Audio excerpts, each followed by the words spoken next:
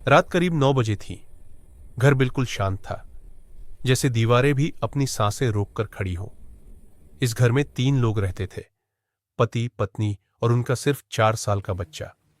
Dining table पर खाना परोसा था, लेकिन माहौल में खाने वाली गर्माहट नहीं, बस ठंडे शब्द और चुभती नजरें थीं। पति और पत्नी किसी छोटी सी बात पर बहस करते करते अचानक चीखने लगे। उनकी आवाजें पूरे घर में गूंज रही थीं। बच्चा उस समय वही नहीं था, वो अपने कमरे में खिलौनों के बीच खोया हुआ था। पत्नी उठकर जाने ही वाली थी कि पति के चेहरे पर अचानक एक अजीब सी खतरनाक परछाई उतर आई। उसकी आंखें जैसे किसी और के नियंत्रण में थीं, और अगले ही पल सब खत्म। कमरा घुली हुई खामोशी से भर गया। घड़ी की टकटक भी अब किसी सज्जा की तरह सुनाई दे रही थी। उस रात, आधी रात को, वही पति अपनी पत्नी के निर्जीव शरीर को कंधे पर उठाए घर से बाहर जा रहा था।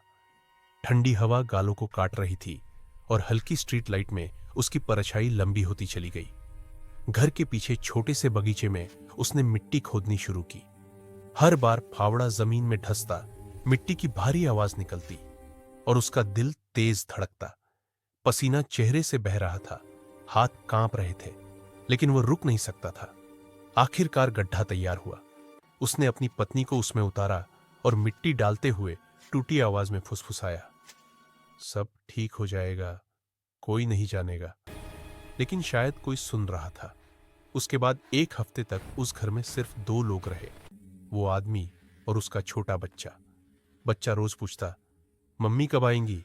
और आदमी हमेशा वही झूठ दोहराता, वो बाहर गई है, जल्दी आ जाएंगी। लेकिन घर अब घर नहीं रहा था। कभी रसोई से अचानक आवाज आती, कभी किसी के चलने की धीमी आहट, कभी रात के सन्नाटे में खरोंचने जैसी आवाज। आदमी हर बार इन आवाजों को नजरअंदाज कर देता, लेकिन बच्चा अक्सर उसी दिशा में घूरता रहता था, जैसे वहां कोई खड़ा हो। एक रात, जब दोनों डाइनिंग टेबल पर बैठे चुपचाप खाना खा रहे थे, तभी बच्चे ने अचानक खाना रोक दिया। उसकी नजरें उठी और सीधी अपने पिता के चेहरे पर टिक गई।